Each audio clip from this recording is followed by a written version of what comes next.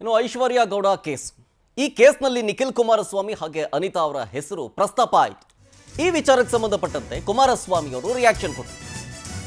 ಸರ್ಕಾರದ ವಿರುದ್ಧ ಕೇಂದ್ರ ಸಚಿವ ಕುಮಾರಸ್ವಾಮಿ ಅವರು ವಾಗ್ದಾಳಿಯನ್ನು ನಡೆಸಿದ್ದಾರೆ. ಈಗ ರಾಜ್ಯದಲ್ಲಿ ಪ್ರಸ್ತುತ ಚಿನ್ನ ಬೆಳ್ಳಿ ವಂಚನೆ ಕೇಸ್ ನಡೀತಾ ಇದೆ. ದೂರು ಕೊಟ್ಟಿರೋದು, ವ್ಯವಹಾರ ನಡೆದಿರೋದು 2016ರಲ್ಲಿ. ಇದು 2016ರಲ್ಲಾಗಿರೋದು. 2018ರಲ್ಲಿ ನಾನೇ ಸಿಎಂ ಆಗಿದ್ದೆ. ಈ ಸರ್ಕಾರ ಯಾರನ್ನ ಯಾವಾಗ ಏನ್ ಬೇಕಾದ್ರೂ ಮಾಡಿಬಿಡುತ್ತೆ. ಅವಾಗ ಯಾಕೆ ಇವರು ನ್ಯಾಯ ಕೇಳೋದಕ್ಕೆ ದೂರು ಕೊಡಲಿಲ್ಲ?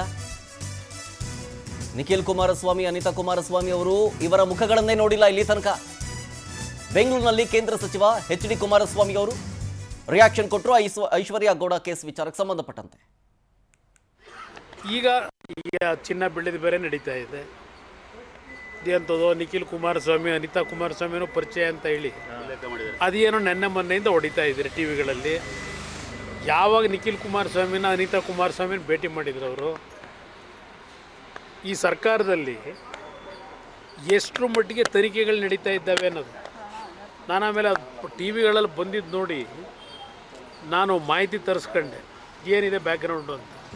ಈಗ ಅವ್ರು ಯಾರು ಕಂಪ್ಲೇಂಟ್ ಕೊಟ್ಟಿರೋದು, ಯಾವ ಇಸ್ವಿನಲ್ಲಿ ಇದು ನಡೆದಿರ್ತಕ್ಕಂಥ ಘಟನೆ, ಅವ್ರ ವ್ಯವಹಾರಗಳು 2016ರಲ್ಲಿ ಇದೆಂಥದ್ದು 50 ಲಕ್ಷ 55 ಲಕ್ಷ 100 ಗ್ರಾಮ್ ಚಿನ್ನ ಅಂತ ಏನೋ ತೋರಿಸ್ತಾ ಇದ್ದೀರಲ್ಲ, ಆಗ ನಡೆದಿರೋ ಘಟನೆ ಅಂತೆ 2016. ಈಗ ತರಿಸಿದ್ದೀನಿ,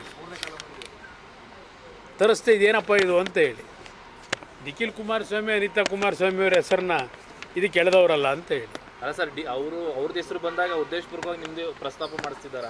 ಇದು ಈ ಸರ್ಕಾರ ಇದೆಯಲ್ಲ, ಯಾರನ್ನೇ ಯಾವಾಗ ಏನು ಬೇಕಾದರೂ ಮಾಡ್ತಾರೆ.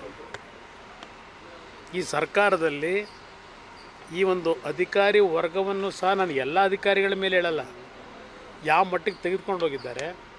ಇದು 2016 ಪ್ರಕರಣ. ಈ ಕಂಪ್ಲೇಂಟ್ ಕೊಟ್ಟವ್ರೆ.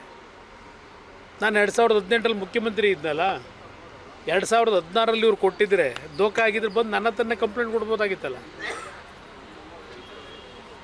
ಇವತ್ತು ಮಾಧ್ಯಮದಲ್ಲಿ ಗಮನಿಸಿದ್ದೇನೆ, ಪಾಪ ನಿಖಿಲ್ ಕುಮಾರಸ್ವಾಮಿ, ಅನಿತಾ ಕುಮಾರಸ್ವಾಮಿಗೂ ಅವ್ರ ಮುಕ್ಕಳನ್ನೇ ನೋಡಿಲ್ಲ.